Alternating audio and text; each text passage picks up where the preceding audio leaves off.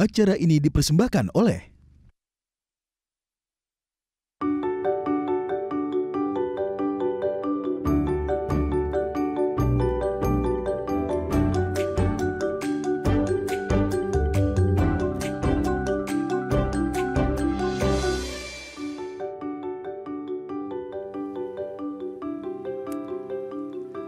Halo pemirsa, apa kabar Anda hari ini? Senang sekali Sarah dan Matias dapat kembali menemani Anda dalam sebuah program talkshow inspiratif.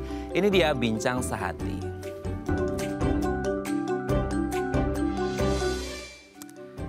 Ya pemirsa, di bulan Maret ini, tepatnya di hari Kamis, minggu kedua setiap tahunnya kita memperingati Hari Ginjal Sedunia. Kalau kita berbicara tentang ginjal, kayaknya gimana ya, ginjal itu kan organ yang sangat penting, sangat vital di tubuh manusia. Tapi banyak banget yang kemudian kayak agak abai gitu nggak sih, lalai untuk menjaga kesehatan ginjalnya. Karena mungkin nggak kelihatan langsung ya, maksudnya kalau kita luka di tangan gitu ya.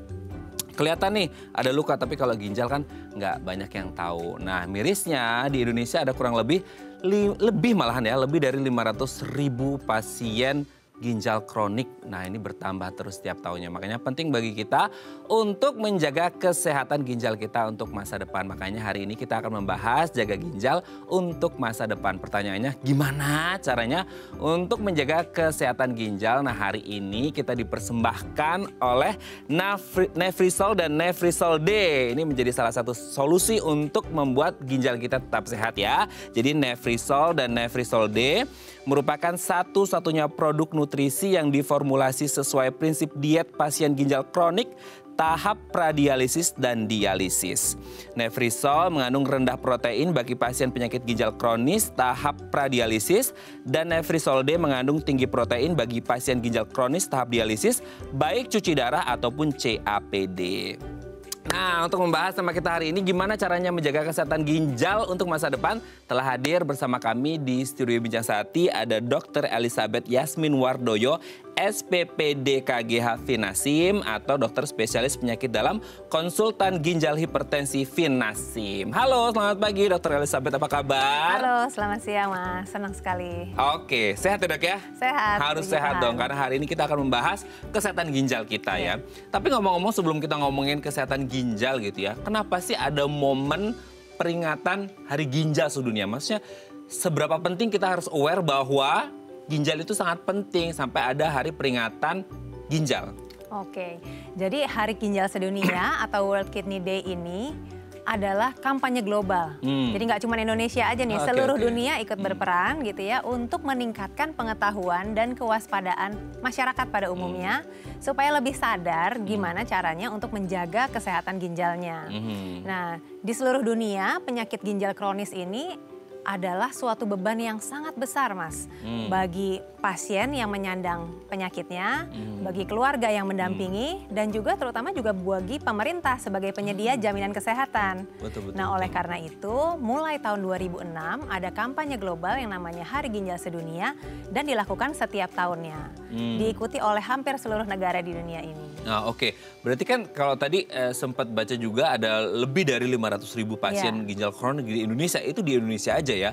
Berarti maksudnya apakah penyakit ginjal ini menjadi salah satu concern dari pemerintah dan tenaga medis juga? Maksudnya ketika kita berbicara ginjal, ternyata penyakitnya tuh banyak banget pasiennya seperti itu. Berarti tingkat awareness masyarakat untuk kesehatan ginjal masih agak kurang nggak sih? Terutama kalau kita berbicara di Indonesia. Mungkin ada Riskesdas-nya atau data jurnalnya gitu dok? Betul, dari Riskesdas tahun 2018 ya. Penyakit ginjal kronik itu termasuk 5 besar dari penyakit tidak menular yang sebagai penyebab kematian paling banyak di Indonesia. Nah, dari data Indonesian Renal Registry di tahun 2018 juga, itu bahwa pasien yang menjalani hemodialisis atau cuci darah semakin lama semakin banyak. Jadi artinya pasien barunya aja mencapai 66.000 dalam waktu 1 tahun. 66.000? Yang cuci darah? Yang menjalani hemodialisis atau cuci darah. Jadi bisa dibayangkan bebannya sangat besar nih. Nah tentunya kita inginnya jangan sampai kita hanya menangkap di ujungnya ada nih yang udah menjalani hemodialisis. Tapi juga meningkatkan kesadaran supaya bisa dicegah. Betul. Jadi mungkin ibarat kata sedia payung sebelum hujan gitu ya. Betul sekali. Jaga kesehatan ginjal sebelum akhirnya hemodialisis gitu ya. Karena kayaknya kalau kita dengar cuci darah itu kayak aduh udah serem banget. Itu kayak step terakhir banget gak sih untuk kayak aduh penanganannya ya. Ya semua itu kembali lagi ke Tuhan. Tapi setidaknya kita harus dari awal mulai dari screening ada apa dengan ginjal kita dan harus jaga kesehatan ginjal gitu ya. Nah ngomong-ngomong tentang ginjal gitu ya. Setelah kita tahu bahwa tingkat awareness itu harus terus digalakkan. Tidak hanya dari pemerintah, tenaga medis, tapi kita semua masyarakat, lapisan masyarakat semuanya harus ikut serta gitu ya. Sebelum orang, nauzubillah ya, maksudnya jangan sampai orang mengalami gangguan pada ginjal gitu ya. Sebenarnya fungsi ginjal ini apa gitu. Ketika orang ngomong, ginjal kan paling cuma buat pipis, nyaring air pipis, ya udah, that simple gitu. I mean, gak sesimpel itu kan, maksudnya lebih luas lagi dong fungsi dari ginjal, gimana tuh? Betul banget, jadi fungsi ginjal kita yang udah pasti kita tahu adalah untuk menyaring buang air kecil kita ya, berkemih kita ya. Nah tapi bersama dengan itu sebenarnya adalah fungsi ginjal untuk menjaga keseimbangan cairan dalam tubuh. Jadi ginjal berperan menjaga keseimbangan cairan. Bersama dengan air urin kita itu, ginjal juga mengeluarkan zat racun, zat sisa atau toksin-toksin dalam tubuh kita. Kemudian ginjal juga ternyata berperan dalam menjaga kesehatan tulang, mengatur tekanan darah kita, kemudian membantu tubuh kita menghasilkan sel darah merah. Selain itu juga ginjal juga mengatur asam basa, keseimbangan asam basa dan elektrolit dalam tubuh. Sehingga jika terjadi gangguan ginjal, maka ternyata nggak cuma berkemih loh yang kena, ternyata masalah metabolisme lain ikut kena juga gitu. Oh, oke. Berarti kalau kita ngomongin ginjal, tidak hanya mandek di ginjalnya aja ya. Ketika orang pikir, oh kalau ini hanya nyerang ginjalnya aja. Ternyata dari ginjal itu pun dia bisa berefek ke organ-organ yang lain ketika ginjalnya bermasalah. Begitu maksudnya, Dok? Betul, ke organ dan sistem lainnya gitu. Waduh, sangat mengerikan sekali ya. Tapi kalau kita berbicara, oke ini kan penting banget berarti menjaga kesehatan ginjal kita dan fungsi ginjal kita yang sangat penting untuk kesehatan tubuh kita. Nah kadang-kadang orang tuh tadi sempat aku mention di awal ya, maksudnya kalau kita luka di tangan, lecet, kegores, apalah itu kelihatan langsung. Kita kayak langsung kasih obat merah dan lain sebagainya. Bener-bener intens banget tuh. Tapi kalau ginjal yang notabene dia ada di dalam gitu ya, di dalam tubuh kita, bahasanya invisible gitu ya, nggak kelihatan sama mata kita. Orang kadang-kadang abai gitu nggak sih, sehingga kadang kayak oh udah datang. Makanya tadi dokter menyebut jangan sampai di ujungnya hemodialisis baru datang gitu kan. Kita taunya ginjal kita itu sehat atau nggak sehat atau ada penurunan fungsinya, kinerjanya, itu bisa kita rasakan ada alarmnya nggak sih dari tubuh kita yang mengeluarkan tanda bahwa ting, oke ketika terjadi ini berarti ada sesuatu yang nggak beres nih sama ginjal kita, Dok. Nah itulah. Penyakit ginjal itu tidak menimbulkan gejala pada awalnya. Jadi pada saat dia udah mendekati stadium yang lanjut, apalagi udah masuk ke stadium akhir, baru muncul gejala-gejalanya. Oleh karena itu, pentingnya kita melakukan screening penyakit ginjal kronik gitu. Jadi artinya ada beberapa faktor risiko nih Mas, yang kapan kita harus di screening gitu. Nah pemeriksaan untuk fungsi ginjal itu kita bisa lakukan sebenarnya seperti tadi Mas bilang, kan nggak kelihatan nih ginjal di luar ya. Jadi kita harus ada pemeriksaan. Nah, pemeriksaannya apa? Salah satunya adalah pemeriksaan darah. Jadi fungsi ginjal bisa dilihat dari pemeriksaan darah, yaitu pemeriksaan ureum dan kreatinin. Dua toksin ini yang menjadi parameter untuk menentukan fungsi ginjal kita. Nah, selain itu, kita perlu juga melakukan pemeriksaan urin untuk melihat sebagai screening awal nih ada masalah nggak nih di ginjalnya gitu ya. Itu terkadang yang sering kali terlewat. Oke. Urin ini menarik ya. Kalau kita ngomong urin tuh nggak tahu ini mitos atau fakta ya. Jadi ketika kita ngomongin urin itu bisa ngecek kan tadi katanya dari warna urin itu bisa cek nggak sih? Maksudnya kan kadang-kadang kita pipisnya itu airnya bening, oke. Tapi kadang-kadang agak kuning bahkan agak pekat. Mungkin pas lagi kurang minum gitu ya. Terus kemudian pas minum bening lagi. Nah maksudnya indikatornya untuk mengatakan bahwa ginjal kita sehat dari urin itu yang seperti apa sih, Dok? Nah, salah satu parameter tadi udah disebut nih soal warna. Ya dari warna kan kita bisa lihat ya ini bening atau pekat gitu ya pada saat kita mungkin mengalami dehidrasi atau kekurangan cairan. Tapi ada lagi nih yang dari urin yang secara mudah kita bisa lihat, yaitu buang air kecil yang berbusa. Buang air kecil yang berbusa kadang-kadang suka abai. Jadi beberapa pasien bilang, "Dok, aku udah berbusa nih udah dari lama."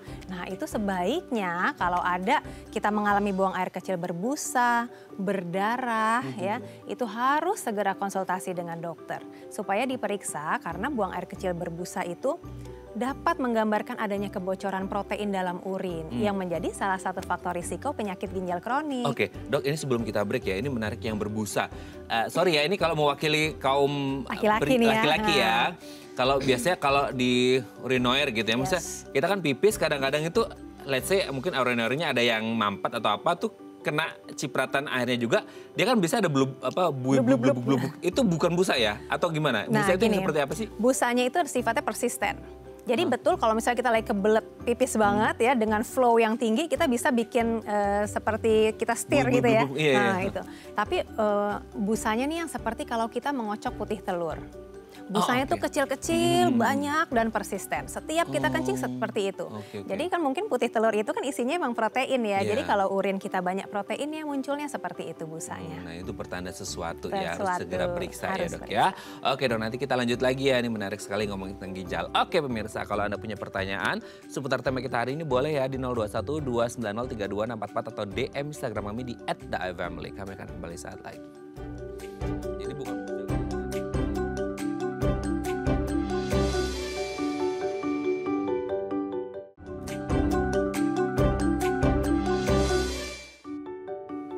baik, karena masih bersama kami di Bincang Sehati, kita masih membahas tema kita hari ini. Gimana sih cara menjaga kesehatan ginjal supaya masa depan kita tetap sehat, tetap bisa beraktivitas dengan baik ya. Kalau Anda punya pertanyaan seputar kesehatan ginjal, boleh ya di 021 290 3244 atau DM Instagram kami di @theifamily. Kita masih bersama dengan Dr. Elizabeth Yasmin Wardoyo, SPPD KGH Finasim atau dokter spesialis penyakit dalam, konsultan ginjal hipertensi Finasim. Oke Dr. Yasmin, kita lanjut lagi ya.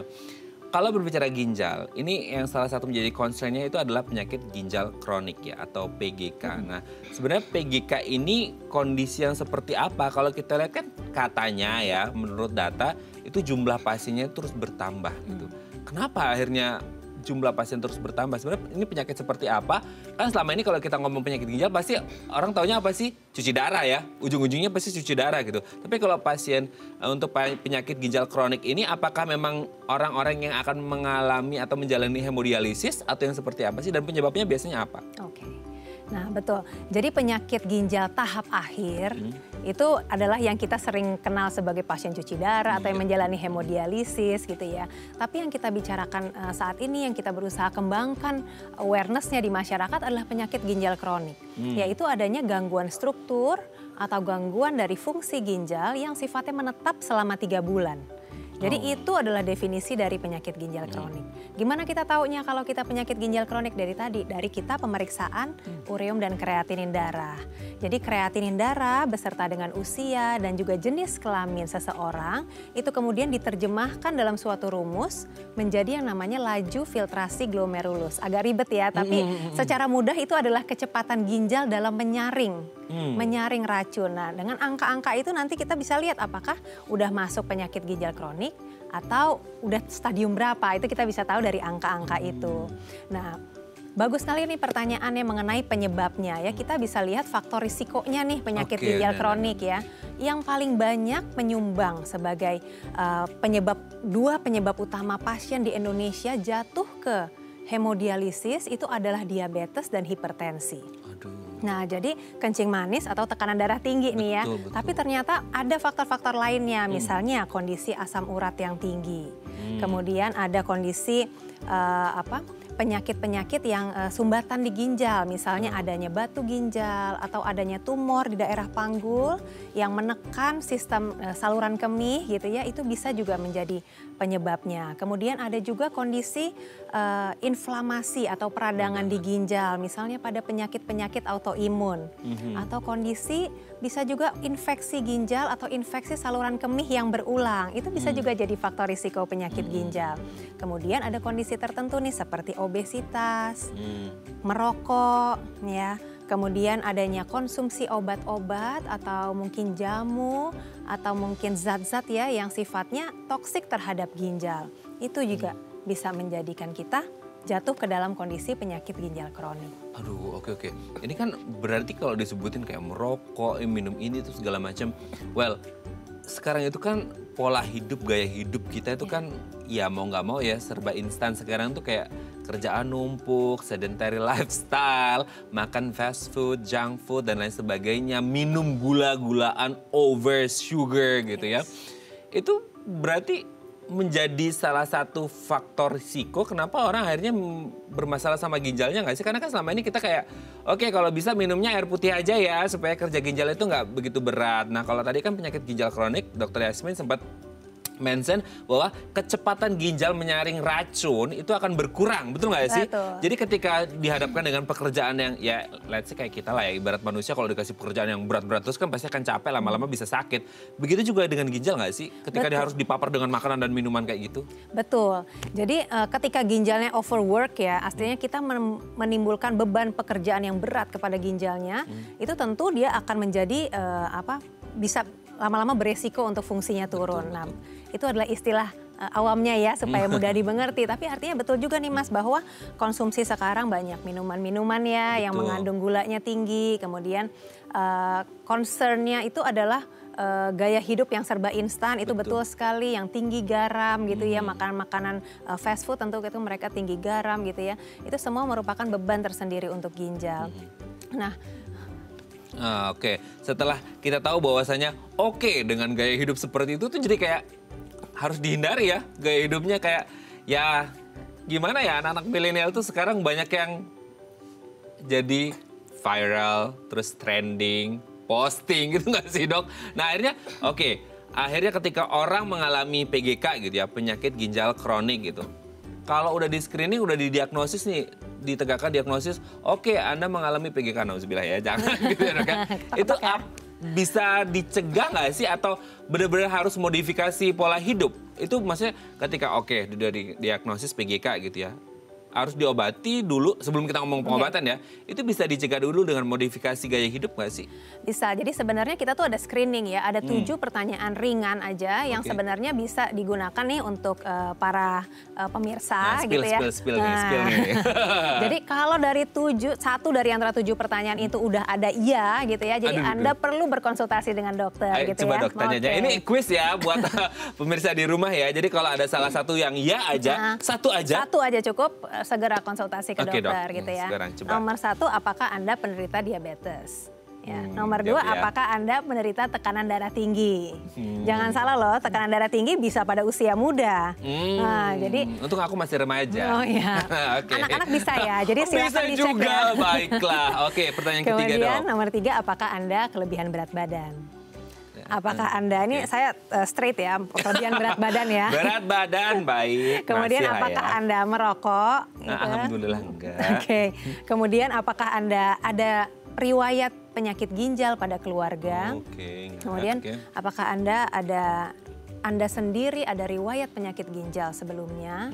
Dan kemudian apakah Anda, sebenarnya aku agak lupa nih ya, yang ketujuh itu mungkin apakah ada gangguan dengan buang air kecil? Ya, jadi gangguan buang air kecil itu maksudnya kayak yang tadi dokter sebutkan nggak sih, kayak agak pekat, terus ada berbusa dan lain sebagainya? Berdarah, itu segera konsultasi ke dokter. Karena kerap kali kita nih udah tahu ada tekanan darah tinggi, kita nggak mau ke dokter. Udah tahu ada kencing manis, kita memilih untuk berobat alternatif. Nah, hal-hal yang kayak gini loh yang kita menjadikan kita jadi resiko deh akhirnya. Nah, tapi mungkin dari 7 pertanyaan itu banyak yang nggak sadar kali ya dok ya, misalnya kayak orang nggak sadar bahwa mereka kena hipertensi, tahu-tahu pas tensi tinggi gitu dok. Betul, gitu banyak banget. Jadi artinya ya sekiranya kita sudah ada riwayat di orang tua kita ada hipertensi atau mungkin kakak adik kita hipertensi, nggak ada salahnya kita juga mengukur tekanan darah kita di rumah ya. Jadi denial coba dihilangkan dulu ya, coba berusaha untuk hidup lebih sehat. Ya karena kalau hipertensi misalnya ya, hipertensi yang terjadi di usia muda tentu penanganannya berbeda dengan hipertensi yang terjadinya di usia pertengahan gitu. Betul. Jadi sebaiknya ini semua ditangani lebih awal gitu. Ya, angka harapan sembuhnya bisa lebih tinggi ya gitu. Nah kalau akhirnya sudah didiagnosis, selain modifikasi lifestyle, apa yang harus dilakukan? Nah, ketika kita udah diketahui mengalami penyakit ginjal kronik, tentu nomor 1 kita tujuannya adalah menghambat progresinya ya. Kalau bisa fungsi ginjal dipertahankan, kalau bisa balik semula, atau setidaknya dipertahankan. Setidaknya jangan sampai menurun cepat gitu ya. Nah itu yang kita. Fungsinya si ginjalnya? Fungsi ginjalnya. Jangan sampai fungsinya menurun dengan cepat. Gimana caranya? Adalah kontrol faktor resikonya. Yang kita nomor 1 adalah kita tidak konsumsi obat-obat yang berat terhadap ginjal. Mungkin yang sering nih Mas ya, kita sering banyak sekali pasien yang konsumsi obat-obat penghilang nyeri dengan bebas. Iya, tapi kan tuh dijual bebas gitu dong. Ya harusnya kan nggak dijual bebas ya, tapi artinya banyak sekali yang mengkonsumsi ini sehingga jatuh ke itu ya. Jadi jika memiliki penyakit-penyakit seperti darah tinggi, kencing manis, atau asam urat yang tinggi, please banget konsultasi ke dokter dan jangan lupa untuk konsumsi obatnya teratur. Mungkin kadang-kadang ya Mas, ketika kita ada penyakit kronik seperti kencing manis, darah tinggi dan asam urat, kadang mungkin pasien tuh ada yang namanya kejenuhan karena berobat terus-menerus. Nomor 2 ada kekhawatiran untuk mengkonsumsi obat terus-menerus gitu ya. Nah, yang perlu digarisbawahi di sini, obat-obat untuk kencing manis, tekanan darah tinggi, itu sifatnya protektif terhadap ginjal. Justru kenapa 2 penyakit ini bisa jadi penyumbang terbesar kepada orang-orang yang menjalani hemodialisis, justru karena tekanan darah yang tidak terkontrol dan gula darah yang tidak terkontrol. Nah, jadi nih Mas, kalau misalnya saya suka ngomong ke pasien saya, bahwa targetnya kalau berobat itu bukan minum obat. Targetnya itu gula darahnya bagus dan tekanan darahnya bagus. Gitu. Jadi bukan straight ke ginjalnya ya, tapi ke faktor-faktor di luarnya. Karena ketika kita minum obat terus-menerus, tapi terus gulanya nggak pernah dicek, nggak pernah ke dokter deh, beli obat sendiri aja nih. Waktu ke dokter juga dikasihnya obatnya itu. Nah, kadang-kadang itu ternyata gulanya nggak terkontrol. Nah, ternyata sebentar beberapa tahun kemudian setelah periksa nanti ginjalnya terganggu. Nah, ini yang kadang-kadang jadi mispersepsi di masyarakat kita. Kesannya, nah ini karena minum obat terus nih yang ginjalnya jadi rusak. Padahal karena faktor metaboliknya tidak terkontrol. Nah, itu dia. Makanya lagi-lagi lah ya, meskipun ya gimana ya, kita nggak bisa ngontrol obat yang dijual bebas ya. Ya kalau ada dijual bebas, kita jangan beli bebas. Beli sesuai resep dokter gitu ya Dok ya. Oke, nanti kita lanjut lagi ya Dok ya. Oke pemirsa, kalau Anda masih punya pertanyaan boleh ya di 021 290 32644 atau DM Instagram kami di @theifamily. Kami akan kembali sesaat lagi.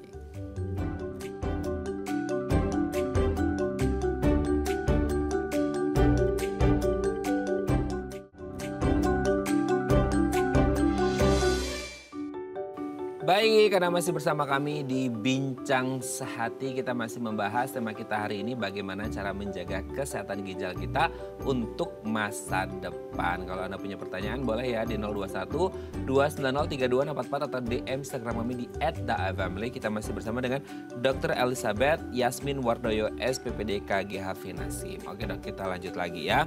Sebelum kita ngomongin mitos fakta seputar ginjal gitu ya, kita kalau ngomongin tadi kan erat kaitannya yang jadi apa ya, kalau untuk kita orang awam tuh, oh ternyata berkaitan ya antara kayak hipertensi dan diabetes mellitus gitu. Nah kalau kita ngomong diabetes mellitus sama hipertensi, mau nggak mau ya itu kayaknya erat banget sama kehidupan kita. Yang satu gula, yang satu garam gitu ya.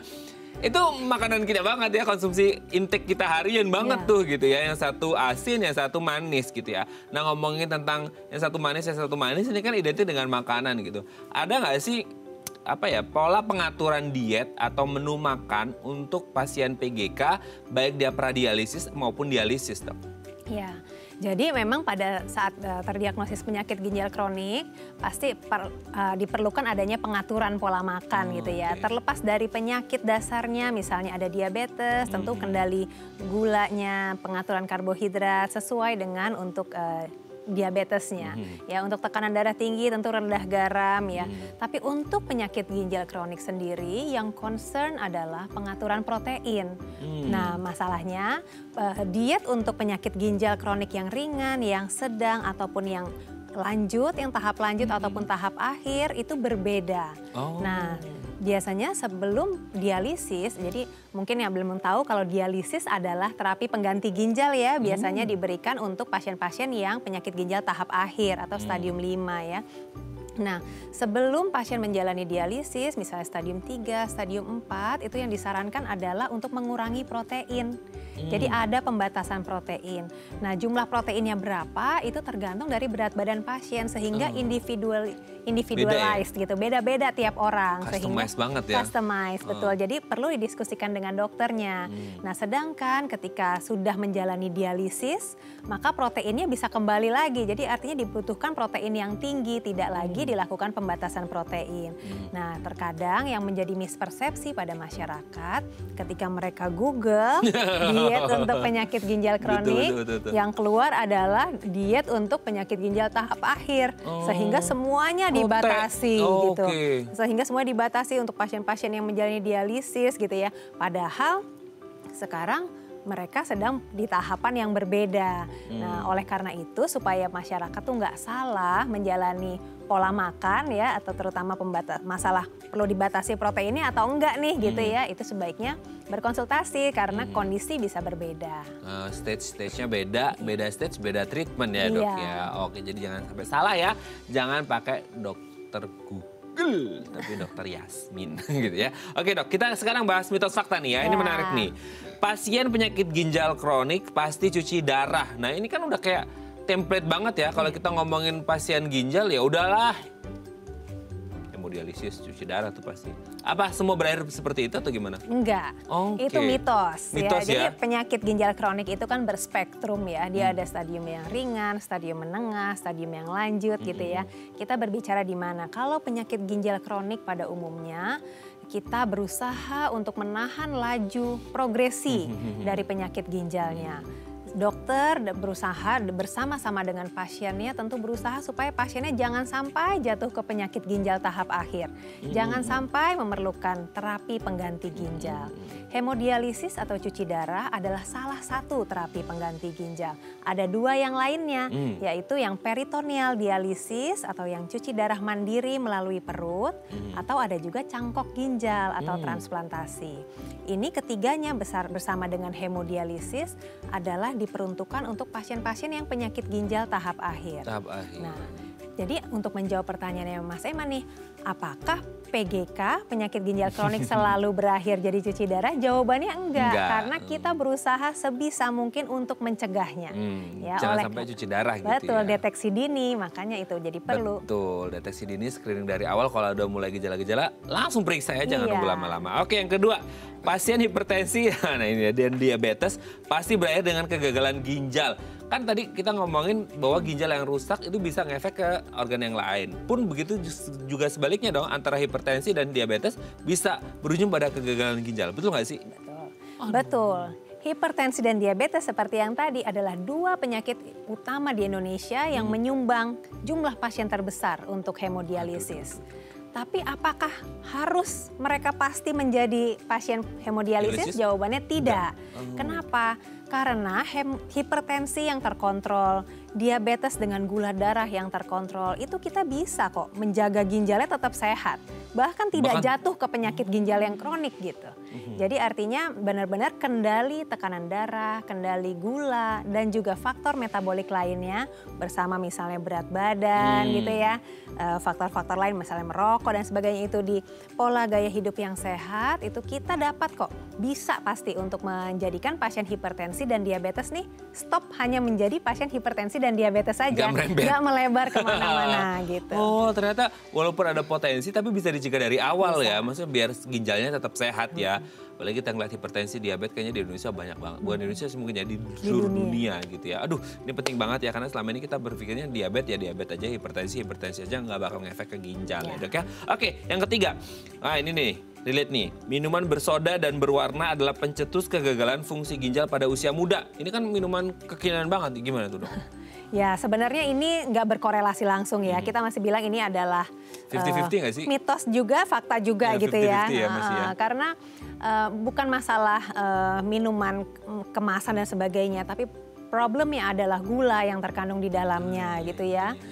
gula ini nanti beserta dengan sedentary lifestyle ya, yang sekarang semua kayaknya semua begini, kaum rebahan dan mager gitu ya. Nah itu akan bikin kita prone untuk terkena diabetes di usia muda gitu ya, atau hipertensi di usia muda. Akibatnya kita jadi semakin lama terpapar dengan faktor risiko tersebut. Betul. Kemungkinan timbulnya komplikasi ginjal jadi lebih besar. Jadi kalau dibilang berkaitan langsung sih enggak nih, tapi ada nih penyebab antaranya gitu ya. Sebisa mungkin itu dibatasi ya, walau bagaimanapun yang alami tetap lebih baik ya. Nah, alami tetap lebih baik. Nah, ngomongin yang alami, kita lanjut yang selanjutnya. Berarti minumnya yang alami, yang air putih gitu. Nah, air putih ini orang bilang, ya udah minum banyak-banyak air putih biar ginjalnya tetap sehat. Sesimpel itukah kita minum air putih sebanyak mungkin supaya ginjal kita sehat atau gimana sih, Dok? Nah, ini juga mispersepsi juga. Betul bahwa kalau kita kekurangan cairan atau mungkin kita kerjanya di ruangan yang dingin sehingga kita nggak ada rangsang haus gitu ya, mungkin kita jadi lupa minum gitu ya. Nah itu betul, itu adalah salah satu faktor di mana ginjal kita jadi bekerja lebih berat gitu ya. Tapi nggak hanya ini. Kadang-kadang yang lebih tepat sebenarnya statementnya adalah minum air yang cukup. Nah, karena cukupnya Mas dengan cukupnya saya bisa berbeda sesuai dengan berat badannya kita gitu ya. Semakin berat. Body mass index itu berpengaruh? Betul, terhadap kebutuhan jumlah cairan. Orang yang aktivitasnya di dalam ruangan dengan yang aktivitasnya di luar ruangan panas-panasan, banyak keringat, banyak cairan keluar. Tentu asupan cairannya juga harus lebih banyak gitu ya, dipahami ya. Nah, oleh karena itu jumlah cairan itu harus cukup. Satu lagi nih mau menambahkan. Banyak pasien-pasien yang minum airnya tuh banyak gitu ya. Bisa sampai 3 liter, 4 liter satu hari gitu ya. Nanti di usia tua, di atas 65 tahun itu bisa menjadi masalah. Sering timbul gangguan elektrolit.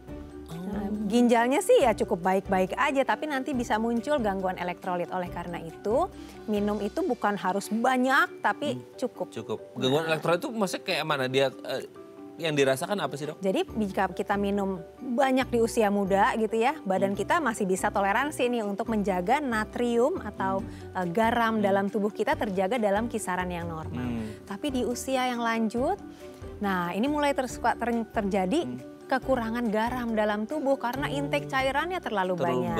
Nah, jadi sehingga kebiasaan-kebiasaan yang seperti itu kita tidak encourage ke pasien, tapi minum cairannya yang cukup. Oke, yang terakhir, Dok. Kalau sudah ada penyakit ginjal kronik, justru katanya nggak boleh banyak minum. Gimana tuh? Penyakit ginjal kronik itu berspektrum. Jadi artinya kalau yang tidak boleh banyak minum itu adalah pasien-pasien yang sudah menjalani dialisis dengan fungsi ginjal sisanya yang sudah sangat rendah gitu ya. Kemampuan ginjalnya untuk menghasilkan urin sangat rendah, itu betul. Minum memang harus dibatasi. Tapi di luar itu, jadi artinya hanya segmented untuk mereka yang menjalani dialisis. Tapi di luar itu, pasien-pasien penyakit ginjal kronik itu sebenarnya tidak dibatasi konsumsi cairannya gitu ya. Namun ini sekali lagi customized. Ada beberapa faktor selain ginjal yang menentukan dokter untuk sebagai pertimbangan dokter untuk menentukan jumlah cairan yang boleh diminum oleh pasien. Misalnya adanya gangguan jantung, gangguan protein dalam tubuh, itu juga bisa menjadi faktor untuk menurunkan jumlah cairan tubuh. Oke, jadi semua itu customized ya, tidak bisa di rata ya, pukul rata gitu nggak bisa ya, tetap harus konsultasi ke dokter ya, Dok ya. Oke, terjawab sudah mitos faktornya. Nanti kita lanjut lagi ya, Dok ya, di segmen selanjutnya, menarik banget nih ya. Oke pemirsa, kalau Anda masih punya pertanyaan boleh loh di 021 290 3244 atau DM Instagram kami di @daifamily. Kami akan kembali saat lagi.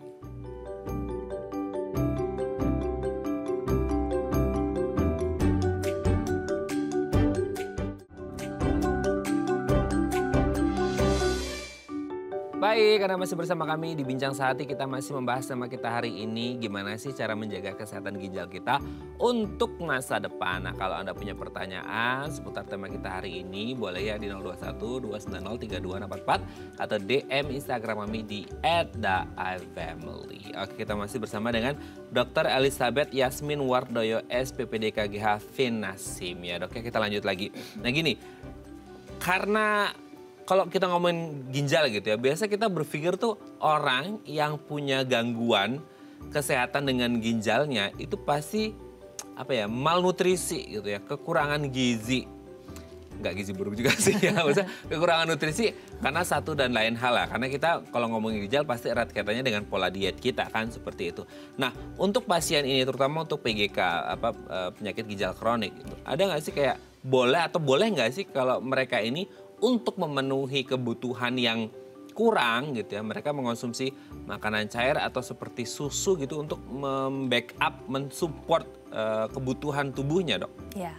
Betul bahwa kondisi malnutrisi itu sering sekali terjadi pada pasien-pasien dengan penyakit ginjal kronik. Ya, kalau untuk mengkonsumsi makanan cair ya itu sifatnya tambahan sebenarnya.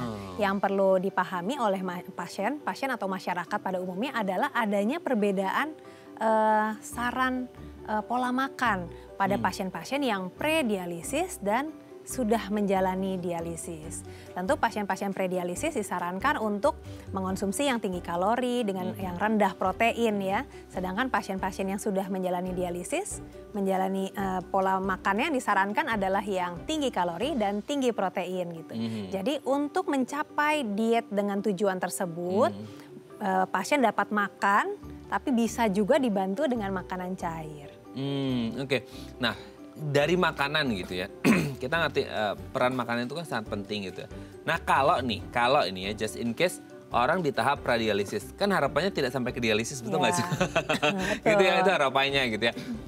Ya jangan sampai ke arah yang buruk deh seperti itu. Nah kalau orang dengan di tahap pradialisis gitu ya, dengan ya tadi ya menjaga gula darahnya terkontrol, terus kemudian hipertensinya, tekanan darah tingginya juga terkontrol seperti itu. Dari yang pradialisis itu bisa mandek di situ aja nggak sih? Nggak sampai akhirnya kan soalnya ginjal itu sifatnya progresif gitu nggak sih, Dok? Kan akan terus memburuk ya dengan banyak faktor lah, tadi sudah disebutkan faktor-faktornya. Bisa nggak dengan menjaga hal tadi mereka itu mandek di tahap atau di stage pradialisis aja gitu kan? Dialisis itu kayak aduh, this is the end of the day gitu ya. This is the end of the world gitu, Dok. Gimana tuh? Ya, betul. Jadi tentu keinginan semua pasien yang ada di tahap pradialisis adalah jangan sampai jatuh ke dialisis gitu ya. Walaupun dialisis juga bukan the end of the day loh sebenarnya, karena pasien masih dialisis tetap bisa gitu. Hidup sehat dan berkualitas juga ya. Tapi artinya betul bahwa penyakit ginjal adalah suatu penyakit yang progresif ya. Jangankan ada faktor risiko lainnya, kita menua aja ginjal kita fungsinya memang turun ya. Jadi ginjal kita aging juga loh, seperti kulit loh. Maksudnya proses degeneratif alami tubuh? Alami tubuh. Jadi kalau kulit bisa kita lihat misalnya keriput gitu ya, elastisitas berkurang gitu ya. Nah fungsi ginjal kita juga sama, dia mengalami degeneratif ya, progresi juga gitu. Ya tapi kalau untuk menjawab pertanyaannya Mas, apakah bisa Dok kita pertahankan predialisis terus? Tentu berbeda-beda jawabannya case by case ya. Sebisa mungkin dokter dengan bekerja sama dengan pasien dan keluarga tujuannya adalah mencegah jatuh ke dialisis. Tapi kan pasien kasus berbeda-beda. Ada yang datangnya terlambat. Ya kan, kalau yang kita harapkan semua adalah jangan sampai deh pasien dialisis nambah terus gitu ya. Nah gimana caranya ya, kita harus deteksi lebih awal gitu ya. Karena kalau kita deteksi lebih awal, kita bisa menjaga pasien supaya di kondisi pradialisis saja. Lebih besar kansnya untuk kita bisa sama-sama jaga supaya jangan jatuh ke dialisis. Tapi kalau kita dapatnya udah di ujung gitu ya, nah jadi ya begitu ya Mas, kita jadi agak lebih susah nih untuk menjaganya gitu. Oke, tapi kalau di tahap predialisis itu masih ada kemungkinan nggak sih ginjalnya kembali berfungsi, bekerja seperti semula, Dok? Ada, jadi kita case by case. Misalnya ya, pasien dengan batu ginjal. Kalau batu ginjalnya didiamin terus lama-lama bisa jadi gagal ginjal. Stadium akhir bisa jadi terus-menerus cuci darah. Tapi ketika batunya diambil, ketika dia nggak terlambat gitu ke dokternya ya. Jadi artinya ginjalnya belum mengalami perubahan yang signifikan gitu. Ketika batunya diambil, penyumbatan di ginjalnya rilis gitu, bisa balik semula lagi. Nah, masalahnya pasien batu kan kadang-kadang sakit pinggang. minum obat alternatif gitu ya. Jadi Iya. kan batunya udah keluar dok di kencing saya nggak berobat lagi deh gitu. Nah jadi nanti ketemunya di akhir gitu. Jadi itu hal sesimpel batu ginjal. Tapi artinya ada penyakit-penyakit lain yang juga kayak gitu. Artinya kalau utamanya kita bisa atasi, balik sempurna ada juga. Tapi ada penyakit-penyakit kronik seperti yang tadi kita udah sebut, diabetes, hipertensi ya kita menghambat progresinya. Oke, menarik banget ya. Tadi batu ginjal meskipun batunya udah keluar tetap ada sisanya apa misalnya hal-hal sisa yang bisa membuat ginjal kita jadi lebih buruk dok? Betul, jadi walaupun batunya keluar, kan nggak menjamin seluruh batunya keluar. Kan pasien kadang-kadang nggak ke dokter, dok udah keluar batunya, tadi aku kencing udah keluar nih gitu ya. Gitu. Tapi kan nggak ada yang menjamin, ibu udah USG lagi belum, udah ronsen perutnya lagi belum setelah batunya keluar.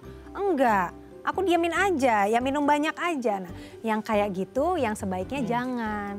Kalau kita tahu ada kelainan, kontrol ke dokter. Dokter akan memastikan penanganannya paripurna gitu. Jangan ada sisanya lagi gitu. Tuntasin ya. Tuntas. Oke dok, sebelum lanjut ini ada DM Instagram aku bacakan ya. Ini Baik. dari Bu Mary nih. Dok, ayah saya sakit ginjal dan sudah di tahap cuci darah, dialisis berarti nih ya. Iya. Tapi dok, sudah 2 bulan ini ayah saya nggak selera makan dan badannya semakin lama semakin kurus. Apa sebaiknya saya lakukan ya dok ya? Makanan apa yang bisa dikasih ke ayah saya supaya asupan nutrisinya tetap ada walaupun makannya sedikit? Oh, cuci darah bisa ke selera makan ya dok? Betul. Gimana tuh? Nah, jadi pasien-pasien hemodialisis itu sering kali memang nafsu makan tuh terganggu gitu ya. Nah itu bisa jadi ada beberapa nih faktornya. Salah satunya adalah dialisis yang tidak adekuat. Tidak adekuat itu artinya tidak cukup gitu ya. Misalnya berat badan keringnya belum tercapai. Jadi badannya masih agak bengkak-bengkak gitu ya.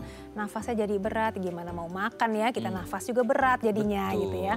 Kemudian jika HB-nya belum terjaga di level yang baik gitu ya. Target HB pada pasien dialisis tuh 10, 11 gitu ya. 11 sampai 12 sebenarnya, tapi apakah HB-nya sudah tercapai gitu ya. Kemudian sebenarnya kalau pertanyaannya makanan apa yang boleh dikasih pada pasien-pasien yang nggak nafsu makan, biasanya saya bikin los tuh. Mau makan apa? Boleh gitu ya. Asalkan nggak punya hipertensi dan diabetes. Selama pasiennya nggak mau makan aja. Nanti kalau pasiennya udah makan kita balik lagi ya ke diet yang benar ya gitu. Jadi artinya kadang-kadang kita memantang terlalu besar gitu ya, terlalu berat untuk pasien jalani. Sehingga mungkin rasa makanannya tidak enak. Pasien kadang-kadang pasien hemodialisis tuh merasa kok makanannya berbeda terus sih sama orang di rumah gitu loh. Nah jadi itu yang perlu disiasati oleh keluarga. Karena pasien dialisis jumlah proteinnya sudah boleh sama dengan pasien-pasien yang sehat. Artinya dengan orang rumah yang sehat, lauk bisa sama gitu loh. Oke ya, oke memang harus ya cara terbaik ya, itu bisa customize juga, bisa Customize. beda-beda ya dok ya. Oke nanti kita lanjut lagi ya, semoga ini bisa menjawab pertanyaan Bu Mary. Nah kalau Anda masih punya pertanyaan boleh di 021 290 3244 atau DM Instagram kami di @Thaifamily. Kami akan kembali saat lagi.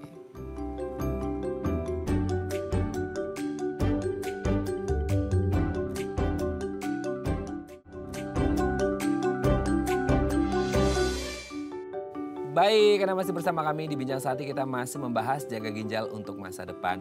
Nah pemirsa, ginjal merupakan organ yang sangat penting untuk tubuh. Oleh karena itu perlu berinvestasi untuk menjaga kesehatan ginjal kita dengan cara seperti mengontrol diabetes dan tekanan darah, menghindari pemakaian obat-obatan berlebihan tanpa anjuran dokter, ini penting banget ya. Kemudian pola hidup yang baik dan penuhi kecukupan gizi dan minum air putih. Gizi yang seimbang adalah pilihan yang tepat bagi semua orang yang masih sehat ya. Penuhi asupan dengan seimbang sehingga sesuai kebutuhan dan menjaga kinerja ginjal. Bagi pasien ginjal kronik tahap pradialisis nih ya, dicatat ya, diperlukan diet tinggi kalori dan rendah protein untuk memenuhi asupan gizi dan mempertahankan sisa fungsi ginjal. Bagi pasien ginjal kronik tahap dialisis, diperlukan diet tinggi kalori dan tinggi protein untuk memenuhi asupan gizi dan menggantikan protein yang terbuang pada saat terapi cuci darah. Masing-masing orang memiliki kebutuhan gizi yang personal, konsultasikan lebih lanjut dengan dokter atau petugas medis yang bertugas.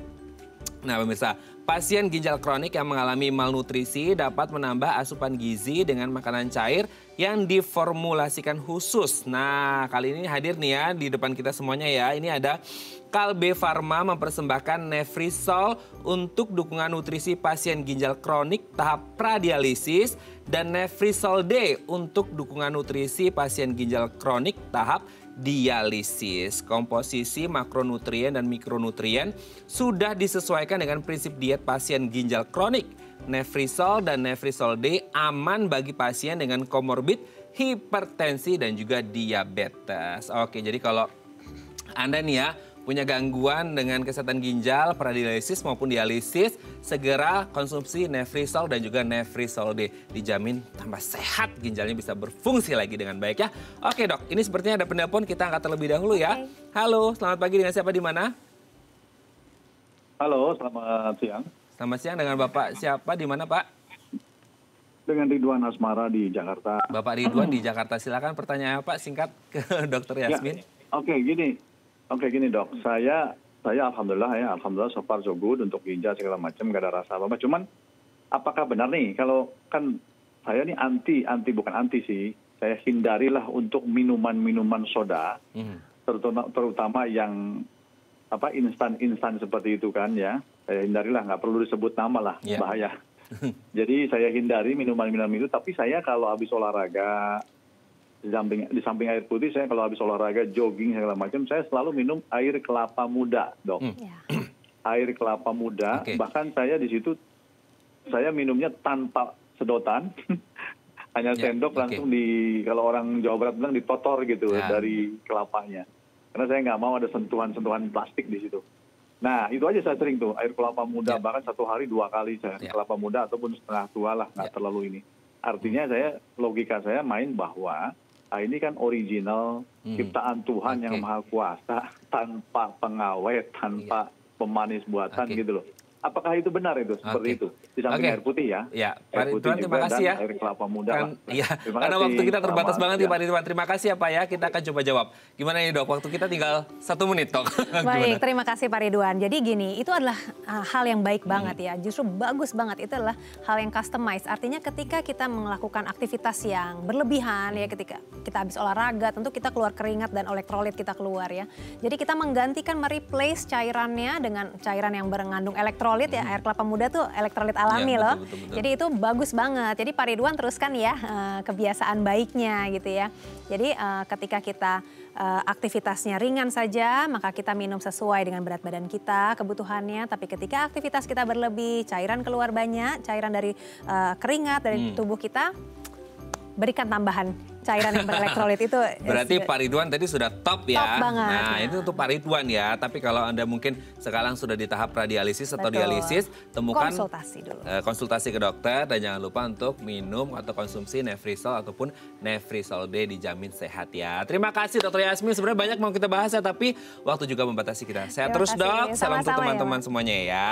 Oke pemirsa, itu tadi perbincangan kita dengan Dokter Yasmin. Semoga bermanfaat ya. Sarah dan Madias pamit. Sampai jumpa dan selamat kembali beraktivitas di hari Selasa yang indah ini. Sampai jumpa. Terima kasih ya dok.